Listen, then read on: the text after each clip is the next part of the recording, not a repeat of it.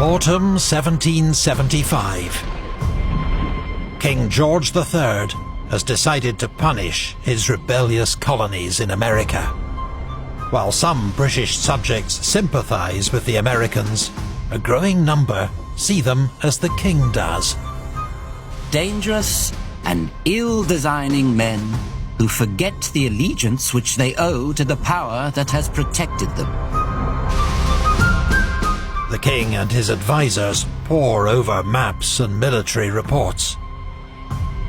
While seeking to raise a force of 18,000 German auxiliaries to reinforce their army in America.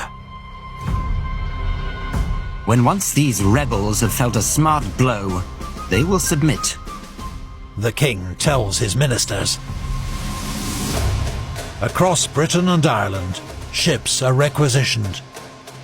20,000 soldiers muster at Portsmouth, Cork, and other ports. The largest expeditionary force yet seen in British history will soon be under sail.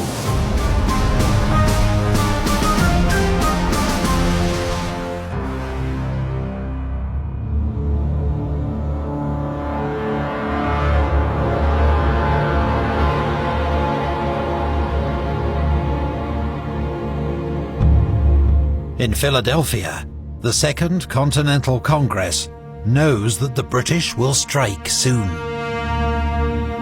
General Washington commands the main Patriot Army, which besieges the British in Boston. Patriot forces control much of the 13 colonies, with the help of local committees of correspondence, inspection and safety. But elsewhere in North America, the British remain in control. Their colonies in the West Indies rely on the British military to protect them from imperial rivals and slave revolts. They will not risk rebellion. Florida's population is small and scattered, more worried by the threat of Spanish invasion than British tyranny. Native American tribes assume a watchful neutrality, although most secretly favour the British, seen as the more useful ally. But American patriots hope that Canada might still come over to their cause. The province of Quebec has only been ruled by the British since 1763. Most of its European population is French and Catholic. They have no love for the British, but the recent Quebec Act has restored their rights and privileges and reconciled many to British rule.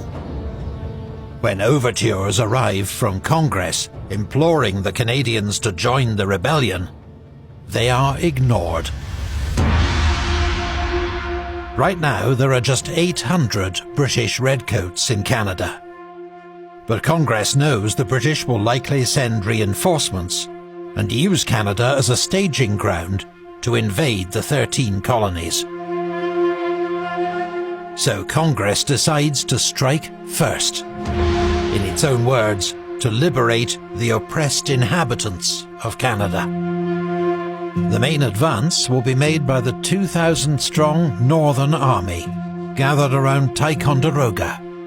A disorganised force hardly deserving of the name, but led by a talented Irish officer, General Richard Montgomery. In September 1775, he lays siege to Fort St. Jean, guarding the road to Canada. And with the heavy guns captured at Fort Ticonderoga, pummels it into submission in 6 weeks. The road to Canada is open. But desertion and sickness have already reduced the Northern Army's strength by half. As the army marches on Quebec, a second force races to join them. Colonel Benedict Arnold, an enterprising young officer from Connecticut, has convinced Washington to give him 2,000 men to reinforce Montgomery. His route is treacherous. through a wilderness of thick forests, rivers, and swamps. Our march has been attended with an amazing deal of fatigue. I have been much deceived. Our route is longer and has been attended with 1,000 difficulties I never apprehended. Many of Arnold's men give up and turn back.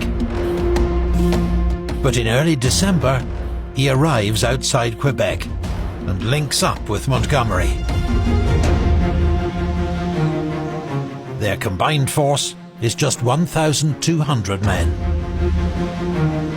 Quebec sits on an imposing bluff over the St. Lawrence River. It's the most well-fortified city in North America, with 20-foot walls and 114 cannon. The extremely able British governor, Guy Carleton, has prepared for a siege, recruiting hundreds of militia and stockpiling ammunition and supplies. The Americans are under pressure. It is midwinter. And just as at Boston, they face the prospect of hundreds of troops going home in a few days, when their enlistments expire. So, Arnold and Montgomery decide to risk an immediate assault. In the early hours of the 31st of December, under cover of a blizzard, the Americans attack. But it is a disaster. They are met by organised, determined British resistance. General Montgomery is killed.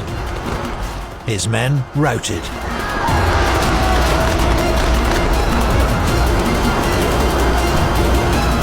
Colonel Arnold is badly wounded, while hundreds of his men are surrounded and captured. The remnants of the Northern Army, about 600 men, are isolated, frozen, ravaged by smallpox, and hundreds of miles from friendly territory. For now, Arnold stubbornly holds his position outside Quebec. But it is clear he won't last long without reinforcements.